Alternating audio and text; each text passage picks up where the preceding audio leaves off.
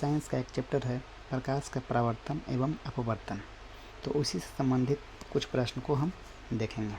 तो मेरा पहला प्रश्न है, जब प्रकाश की किरण हवा से कांच में प्रवेश करती है तो मुड़ जाती है, किधर मुड़ जाएगी? तो अभिलंब की ओर मुड़ जाएगी। दूसरा क्वेश्चन है, फोटोग्राफी कैमरा का अभिदृश्यक होता है, मतलब फोटोग्राफी कैमरा में किसका उपयोग होता है? तो उत्तल लेंस का प्रयोग होता है। ठीक है। अगला प्रश्न देखेंगे, साइड मिरर के रूप में प्रयुक्त होता है। तो चालक के बगल में जो दर्पण लगा होता है वो किसका होता है? उत्तल दर्पण होता है। ठीक है। अगला प्रश्न देखेंगे, एक अवतल दर्पण की फोकस दूरी 10 सेंटीमीटर है तो उसकी वक्रता त्रिज्या कितनी होगी? तो वक्रता त्रिज्या जो होती है फोकस दूरी की दुगनी होती है। तो फोकस दूरी 10 सेंटीमीटर है तो वक्रता त्रिज्या कितनी हो जाएगी? 20 सेंटीमीटर हो जाएगी। ठीक है। अगला प्रश्न देखेंगे, निर्गत किरण एवं अभिलंब के बीच के कोण को क्या कहते हैं? तो निर्गत कोण कहते हैं। ठीक है। अगला प्रश्न है, सरल सूक्ष्मदर्शी में किसका प्रयोग होता है? तो सरल सूक्ष्मदर्शी में उत्तल लेंस का प्रयोग किया जाता है। अगला प्रश्न देखेंगे, किस लेंस के द्वारा सिर्फ काल्पनिक प्रतिबिंब बनता है? तो काल्पनिक प्रतिबिंब हमेशा अवतल लेंस में बनता है। ठीक है। किस में बनता है? अवतल लेंस में बनता है। अगला प्रश्न है, परावर्तन के नियम से निर्धारित होता है। तो परावर्तन के नियम में क्या होता है? आपतन कोण और परावर्तन कोण आपस में बराबर होती है। ठीक है। अगला प्रश्न को देखेंगे, काल्पनिक प्रतिबिंब कैसा होता है? तो काल्पनिक प्रतिबिंब जो होता है हमेशा सीधा होता है। ठीक है। अगला प्रश्न को देखेंगे, लेंस में मुख्य फोकस की संख्या कितनी होती है? तो लेंस में मुख्य फोकस की संख्या 2 होती है, एक लेफ्ट साइड में एक राइट साइड में। ठीक है।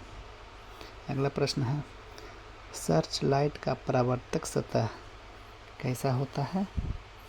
तो अवतल होता है। ठीक है। अगला प्रश्न को देखेंगे, दाढ़ी बनाने में कौन सा दर्पण प्रयुक्त होता है?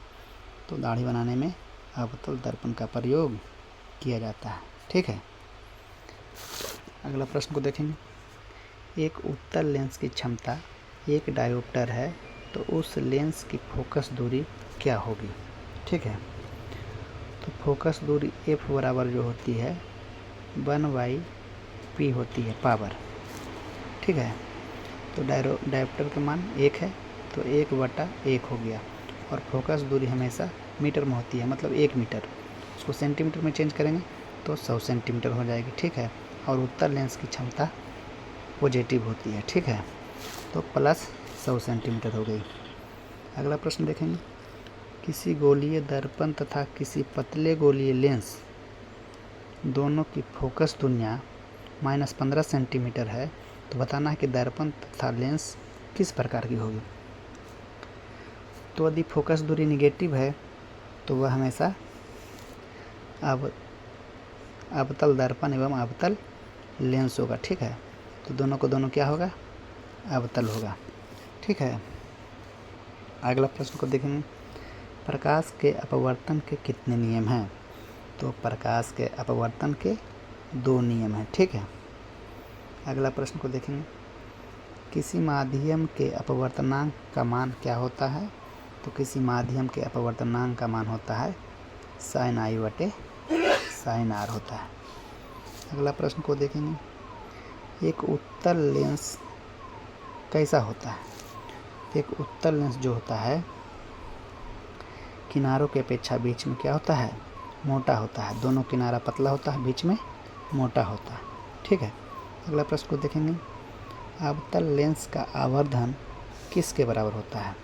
तो अवतल लेंस का जो आवर्धन होता है वो v/u होता है। ठीक है। गोलीय दर्पण में फोकसांतर एवं वक्रता त्रिज्या के बीच क्या संबंध होती है? तो फोकस दूरी और वक्रता त्रिज्या के बीच में r बराबर 2f होता है। r बराबर 2f होता है, ठीक है। फोकस दूरी की दुगनी होती है वक्रता तिरछिया, ठीक है। अगला प्रश्न है, सोलर कुकर में प्रयोग किया जाता है। तो सोलर कुकर में खाना जल्दी बन जाता है, तो उसमें कौन सा दर्पण का प्रयोग किया जाता है? तो अवतल दर्पण का प्रयोग किया जाता है, ठीक है। अगला प्रश्न है, उत्तल लेंस में बना प्रतिबिंब कैसा होता है? तो उत्तल लेंस में बना प्रतिबिंब हमेशा वास्तविक और उल्टा होता है, वास्तविक और उल्टा होता है। अगला प्रश्न को देखेंगे, उत्तल लेंस में जब बिंब मतलब वस्तु को f और 2f के बीच में रखा जाता है तो वो कैसा प्रतिबिंब बनता है, ठीक है। तो कैसा बनेगा? f और 2f के बीच में रखेगा तो बड़ा और वास्तविक बनेगा, बड़ा और वास्तविक बनेगा। अगला प्रश्न को देखेंगे, दो वक्रीय पृष्ठों से घिरे ठोस माध्यम को क्या कहेंगे? क्या कहेंगे? गोलीय लेंस कहेंगे। क्या कहेंगे? गोलीय लेंस कहेंगे। अगला प्रश्न है, गोलीय दर्पण जो बाहर की तरफ वक्रित हो क्या कहलाता है? तो क्या कहलाता है जी? उत्तल दर्पण कहलाता है। गोलीय दर्पण जो बाहर की ओर निकला हो उसे क्या कहेंगे? उत्तल दर्पण कहेंगे, ठीक है। बाकी प्रश्न अगली वीडियो में देखेंगे। धन्यवाद।